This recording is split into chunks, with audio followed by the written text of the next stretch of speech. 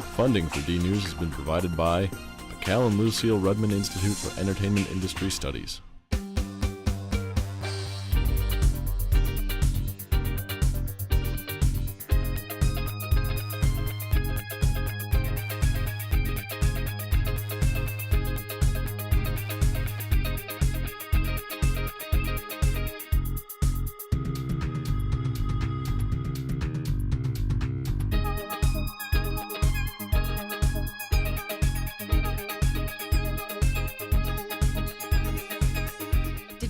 Fire an arrow your way, or was Valentine's Day a dud?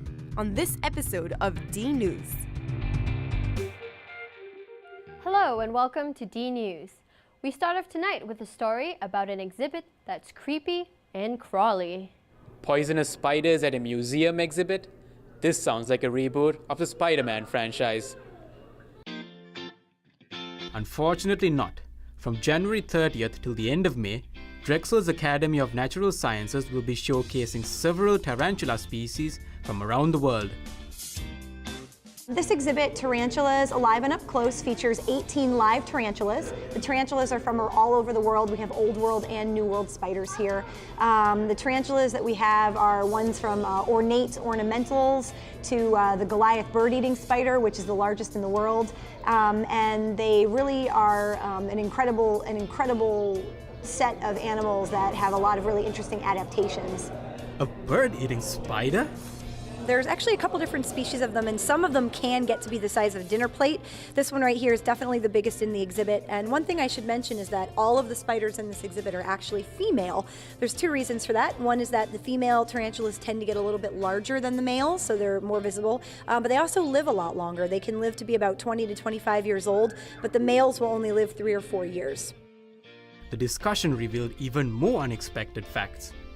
Tarantulas, they are venomous, like all spiders, and their venom is not really that deadly. A human that was bit by a tarantula, unless they were allergic to it, probably would not be too affected by it. It would be sort of like a bad bee sting.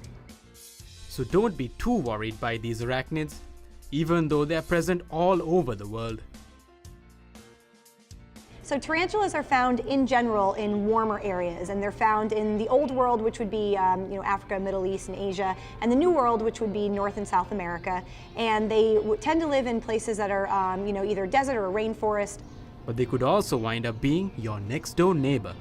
So believe it or not, a lot of people collect tarantulas as pets, but state by state, it's different whether or not you can legally own them. In certain places in New England, Connecticut, for example, it's illegal to sell any venomous species, a tarantula, scorpion, anything like that, even if it is commercially available. I had to find out if there were any visitors who actually wanted to domesticate the creatures. If they had a cage, I just see little stuff and I don't like them. I don't like insects, so. From far away pictures, as long as they're in a cage, it's fine, just as long as they don't get around me.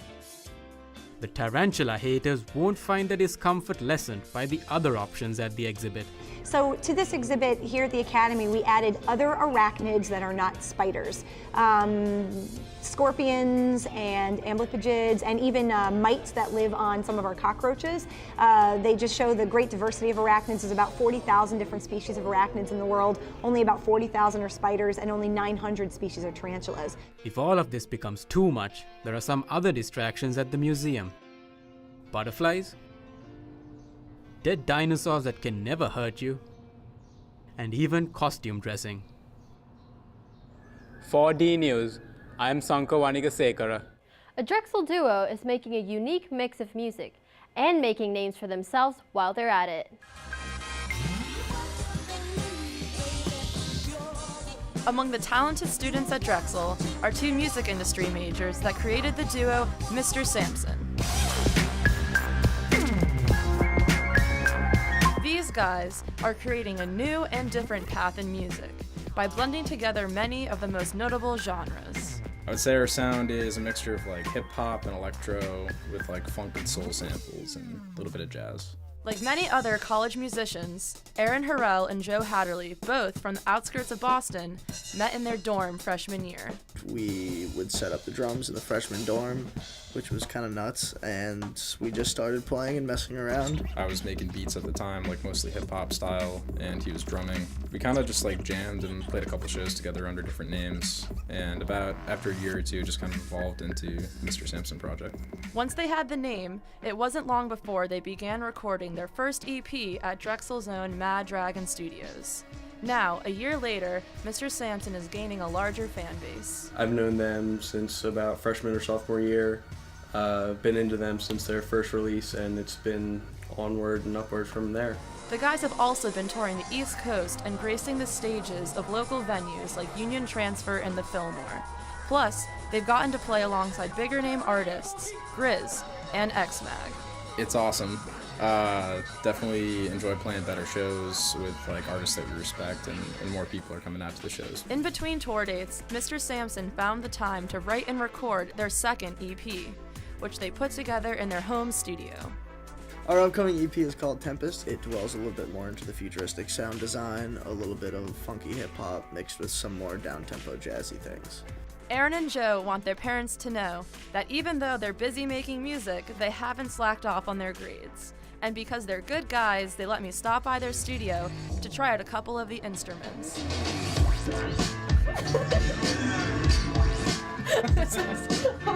Maybe I should stick to jamming in the crowd. But to get your groove on, check out Mr. Sampson's SoundCloud page to listen to their EP, Tempest. I'm Caroline Chadwick for DNews. How was your Valentine's Day? Chocolatey and loving, or flat out boring? We took an unofficial poll. All the candy is gone. No more love stories written in the triangle. So what did Drexel students do for Valentine's Day? She was actually kind of busy, so we kind of made up for it on Saturday. And then we went to get crepes together. And then I went skating with some other friends, and she wasn't there, but, you know, it was fine. For Valentine's Day this year, I went to Mad Mex with a bunch of girlfriends. I actually spent half of it on a plane coming back from visiting a friend, so it's not very eventful, but it was fun. I actually went out and got Mexican food. With a significant other or friend? Or? Right. It was a first-time date, Oh. and we went to El Rey. Did it go well? It did, actually. It was okay. It was okay.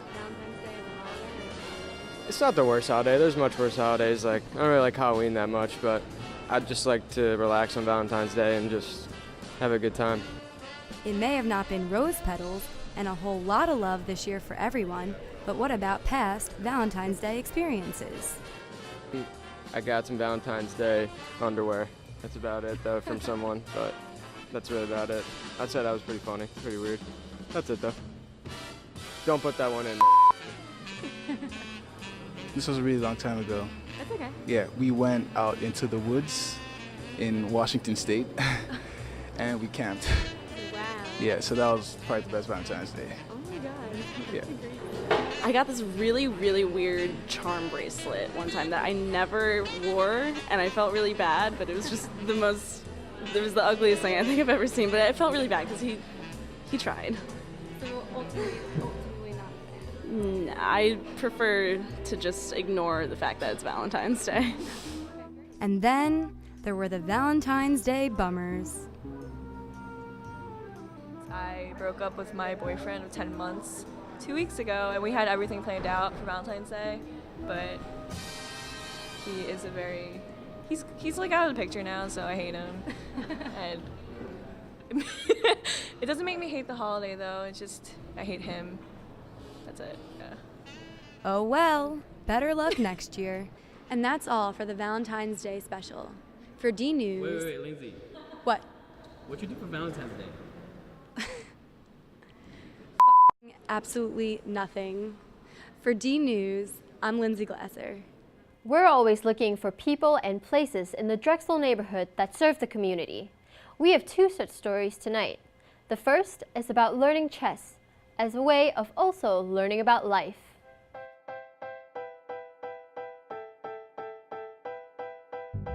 They call it the Chess Chat Initiative.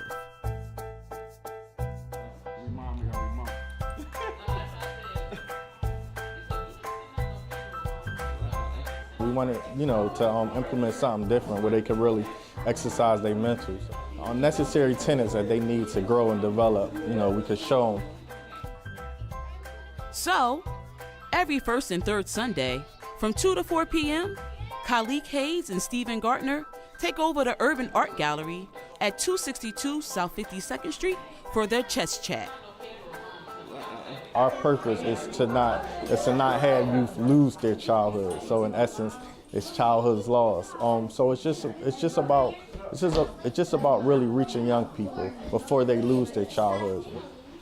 Our main mission has always been to support and nurture youth. The program is open to all youth, is completely free, and each participant can have some lunch while they learn and play chess. We just ask that they have a parent drop them off and pick them up. We don't have a parameter. Again, it's about building community and just giving them something different to do. That something different seems to be paying dividends. Participants enjoy and learn, parents see growth and recommend the program to other parents, and local nonprofits have joined in. Why do you enjoy coming to Chess Chat? Because you get to learn different things, how to play chess, how to move the pieces, how to get checkmate. Issa, a junior mentee, has been a part of the program since it began a year ago. So one is strategy. Go at your own pace, basically. So the things that I do in chess now that they taught us, I apply in real life now since I've been in Chess Chat. I absolutely believe in it. I've seen some changes in my sons, just how they approach different things, conflict, strategizing, how they think about conflict resolution now. So yeah, it's been a real changer for them. Just come to the gallery and be a part of what we're doing. Just come in the door, sit down and have a good time. Hopefully you learn how to play chess and learn something else you can take with you. I'm LV Brown for DNews. Our next community story involves an iconic artist studio and its fight to stay open. Located on Lancaster Avenue, the CEC, short for Community Education Center, has gradually become a West Philly landmark. The Community Education Center and our Meeting House Theater, I've been here for over 20 years. It goes back 43 years as a community center. We would do everything from meetings to solar energy stuff was started here, different forms of theater, concerts and all, but what really seemed to stick was those arts and the dance specifically. Now, the center offers space for artists and offers art and dance classes for the public. Well, we have a wealth of mostly dance, but other offerings too. The space is what you want to do as an artist, or what an artist or what anybody wants. You don't have to be an artist to put on things here. But our regular classes, which go on generally every week, are African dance, the kendo that's going on right now upstairs, flamingo, salsa, we have hip hop. One of the best known resident artists is Randy Dalton, who covered the entire basement with a blue art installation. I asked the guy, Edsel, if I could put the stuff here in this basement, which was an empty workshop, not being used for anything. So I just brought it in boxes. And then someone asked me if I wanted to take a store on the corner a block away and do an exhibition in there. So I started taking stuff out of the boxes and putting it in there. And then when I brought it back, I thought, oh, this space would be cool. So I just started making it here, opening it up. Well, this place has great bones, great ghosts, great history, and a good future, I think. So that's what has attracted me.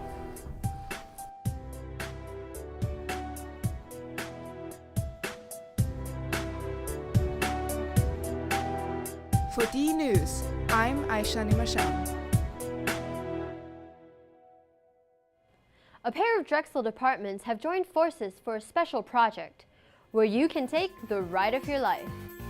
It's called Drexel Ride, and it provides an experience similar to theme park rides like Epcot's Mission Space or Star Tours.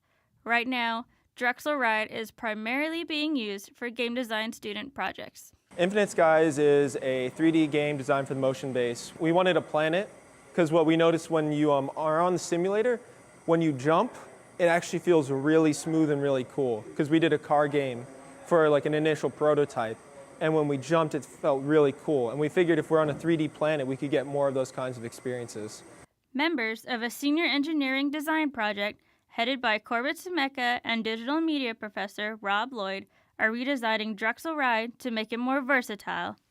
So the red fiberglass you see on top at the moment is going to be taken away at the end of this year, and our design is going to be put on. It's a modular deck with different modules that will go on top that will allow different seating arrangements and different displays and interface modules.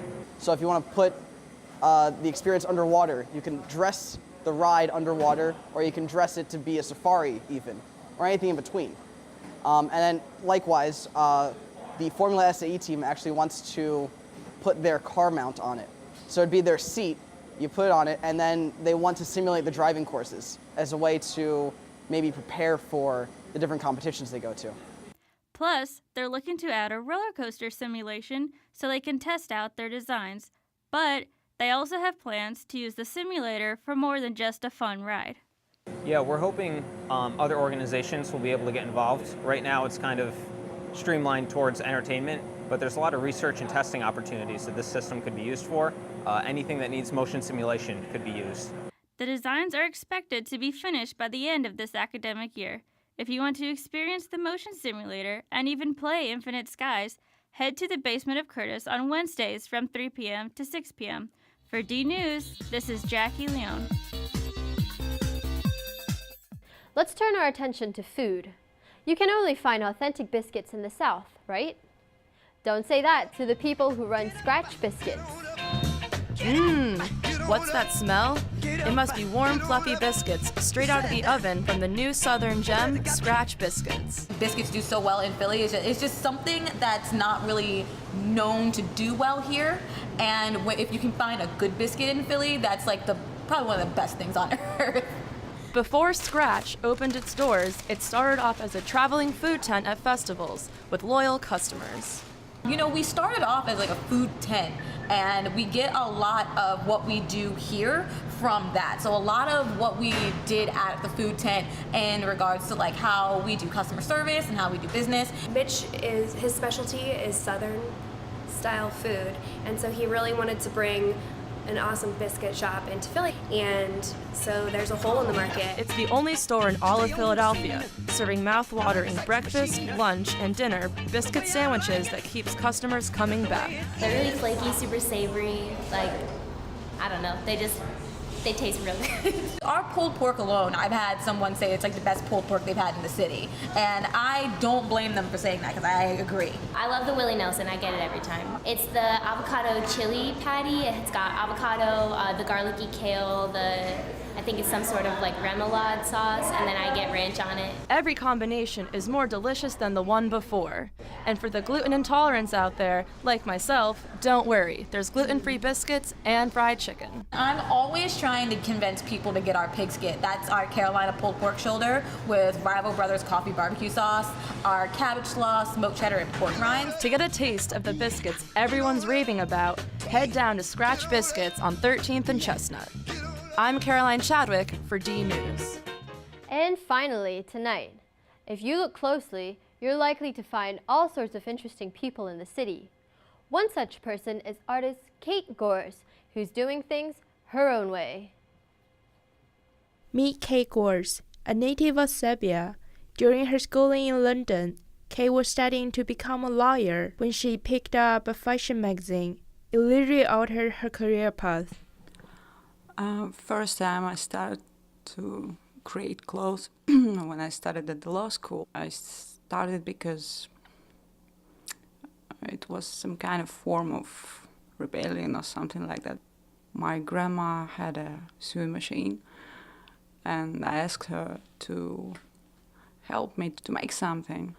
I wanted a jacket, but she said, here's a sewing machine. Do it yourself. Kate took the do-it-yourself idea and eventually started working in fashion career and taking photographs. I created several pieces of clothes that I'm proud of. And some of them I made for my friends. Kate takes photos of her designs and publishes them online. She wants to earn a living with her designs, but she will not do things that will not inspire her. The main challenge, I guess, for every creative person is not to be suppressed by financial side of the project. This philosophy has often led to her being a starving artist, but Kate doesn't seem to mind. When you left behind everything you have and you have nothing, I think it's good. It's like lifting the baggage or something like that. It's good. You feel yourself.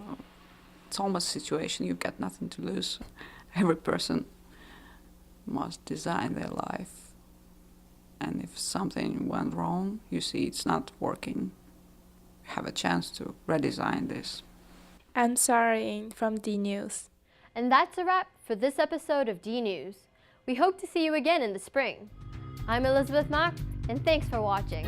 The production of DNews has been made possible by the generous support of the Cal and Lucille Rudman Institute for Entertainment Industry Studies and the Antoinette Westphal College of Media Arts and Design.